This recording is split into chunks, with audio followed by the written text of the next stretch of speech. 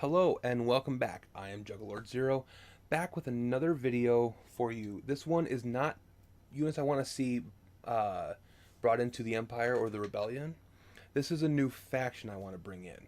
I'd like to see brought in. This is the Confederacy of Independent Systems. I have two other factions I want to do videos of, and I'll get to those at the end of the video here.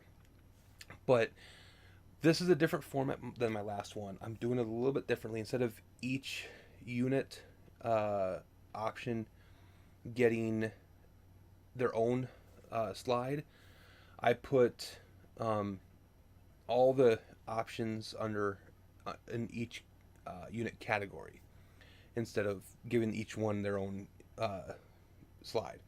A little bit faster. Testing makes it about 8 minutes, so we'll see what happens here.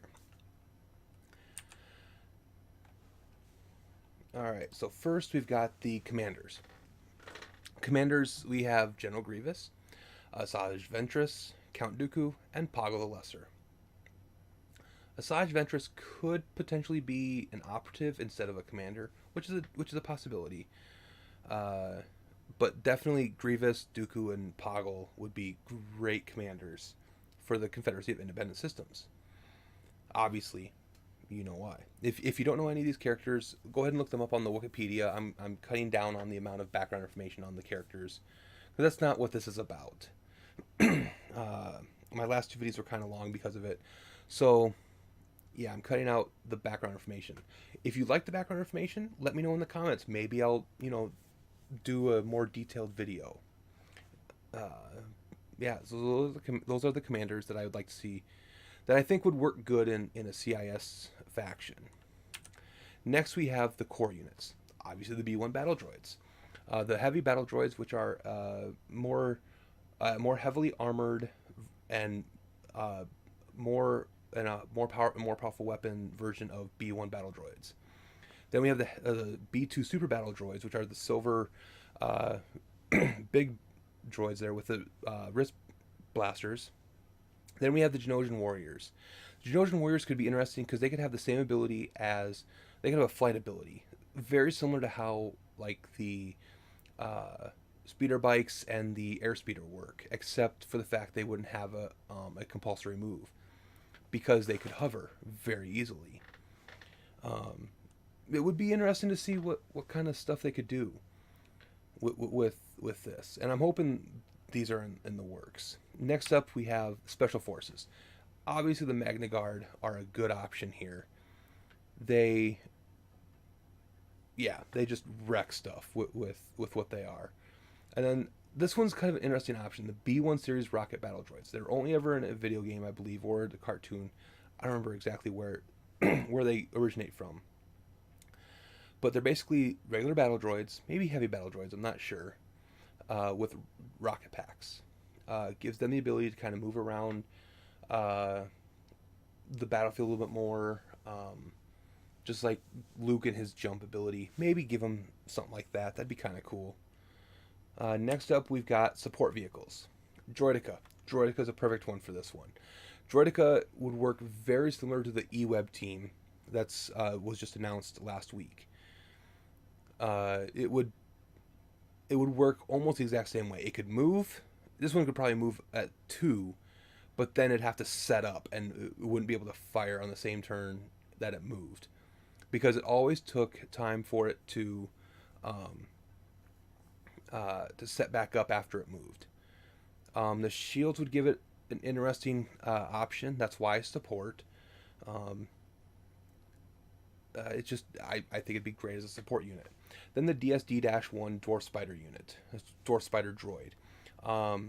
Another good support unit there, and then the LM-432 Crab droid.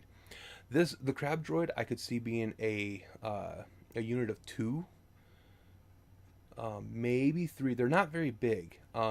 There's one picture I saw of a clone trooper staying on top of it, and the clone trooper was actually quite a bit. I think the Crab droid only came up to about the chest, maybe the waist. They're not very big droids, so maybe 2, maybe 3 in a unit would be kind of cool. Next, we have the heavy units. We have the Umbran Mobile Heavy Cannon, the Armored Assault Tank, which you might recognize from Episode 1, the IG-227-227 Hailfire class droid tank, which is the big wheeled one on the bottom left, and the NR-N99 Persuader class droid enforcer. Uh, all four of these are great options for heavy units. They fit the bill of the current heavy class for sure. And it would give the CIS some excellent options with vehicles. Now, the next one is operatives. I've only been able to find one operative that makes sense. I didn't watch the Clone Wars cartoon, so I don't know all the intricacies there. And if you know of any operatives that could work other than this one, please put them in the comments, and I'll look into them. The one I found is Jango Fett.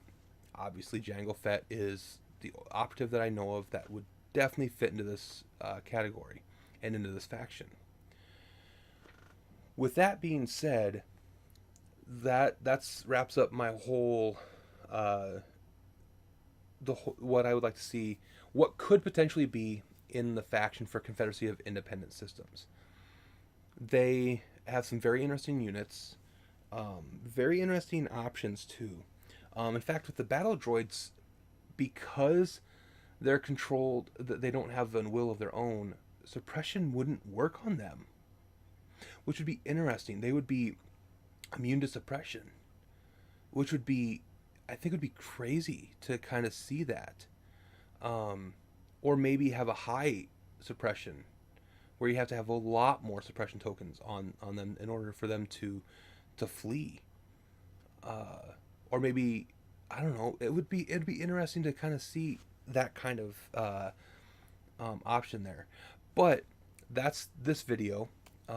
Next, like I said, next 2 weeks I've got 2 more videos of new factions. One that's almost done, the other one that's pretty much done, and one that's almost done. And then I have a few other ideas for videos coming out middle of the week, for the next few weeks. Kind of working on those right now. But yeah, if you liked what you saw, if you liked what I did here, please hit that like button. If you enjoyed the videos and you want to see more and be notified of when I upload new videos, please subscribe and rock that bell for me. Until next time, have a great day.